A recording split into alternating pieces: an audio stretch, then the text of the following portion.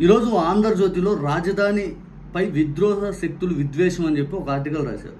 సచివాలయ టవర్లో శిలాఫలకం ధ్వంసం చేసేశారు. పునర్నిర్మాణ పనులు శంకుస్థాపన చేసిన మరుసటి రోజే దాడి 5 అని చెప్పి ఒక ఆర్టికల్.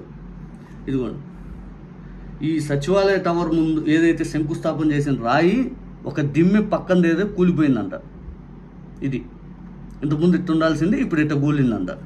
దాన్ని పూర్తి స్థాయిలో ఎవరో విద్రోహ శక్తులు వచ్చేసి కూల దోసేశారు 5 అని చెప్పి, ఇంకొక రకం చెప్పాలంటే ఎప్పుడు టార్గెట్ చేసుకునే విధానాన్ని టార్గెట్ చేసుకుంటూ రాశాడు ఒక వార్త.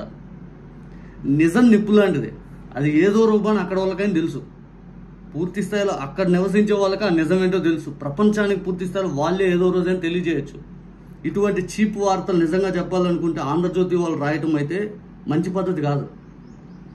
ఒక శిలాఫలకంలోనే ఒక సైడ్ రాయి కూల్చేసి అంత ద్వేషం ఎవరుకుంటుంది? అమరావతి సభ మర్నాడే కూల్చేయడం 5 అని, అంత ద్వేషం 5 అని మాట్లాడుతూ వీళ్ళు చీప్ పోస్టులన్నీ టీడీపీ సోషల్ మీడియా టీం కూడా కొంతమంది పెడతా ఉన్నారు. ఇది మంచి పద్ధతి కాదు. నిజ నిజాలు రాయండి, నిజ నిజాలు వాస్తవాలు తెలియజేయండి, దుష్ప్రచారం వద్దు. ఇక దీనిపైన తెలుగుదేశం పార్టీకి సంబంధించినటువంటి సతీష్ చాగంటి గారు అంట, ఈయన సోషల్ మీడియాలో బాగా యాక్టివ్గా ఉంటారు. తెలుగుదేశం పార్టీకి, చంద్రబాబు నాయుడు గారికి సపోర్ట్ చేసుకుంటూ ఈయన ఈరోజు దాన్ని కోచ్ చేసుకుంటూ పోస్ట్ పెట్టాడు. అక్కడికి లైవ్లో అక్కడికి వెళ్ళి ఇద్దండి ఆయన పోస్ట్. ఇది ఆ లైవ్లో అక్కడికి వెళ్ళి ఈయన పెట్టిన పోస్ట్ ఏంటంటే, పొద్దున ఆంధ్రజ్యోతిలో వచ్చిన న్యూస్ తప్పు. అంటే ఈ ఏదైతే ఆ శిలాఫలకం యొక్క పక్కన శిల ఏదైతే ఉందో అది పగిలిపోవటం, విద్రోహ శక్తులు కూల్చేశారని మాట్లాడిన తప్పు. నేను ఇందాక అమరావతి టూర్లో భాగంగా అక్కడికి వెళ్ళాను, అక్కడ ఉన్న పరిస్థితి చూశాను. అక్కడ వాళ్ళతో మాట్లాడితే అది ఎవ్వరు పగలకొట్టలేదు అని తెలిసింది. గ్రానైట్ ఊడి పడిపోవటం వల్లే జరిగింది.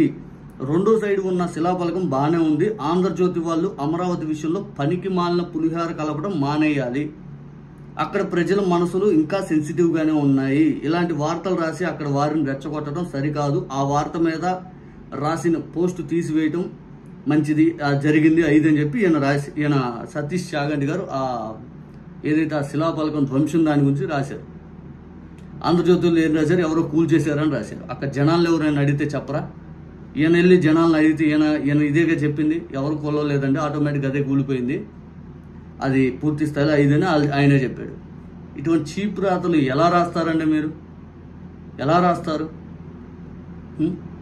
నిజం చెప్పాలనుకుంటే దీనిపైన మళ్ళీ పెద్ద ఎత్తున వాళ్ళు రాస్తారు. అసలు అధికారం మీదేగా, మరి అధికారం మీదేగా. ఇంకా కూడా ప్రతిపక్షంపై దుమ్మెత్తిపోసే రాతలు రాస్తే మీకే అవమానం.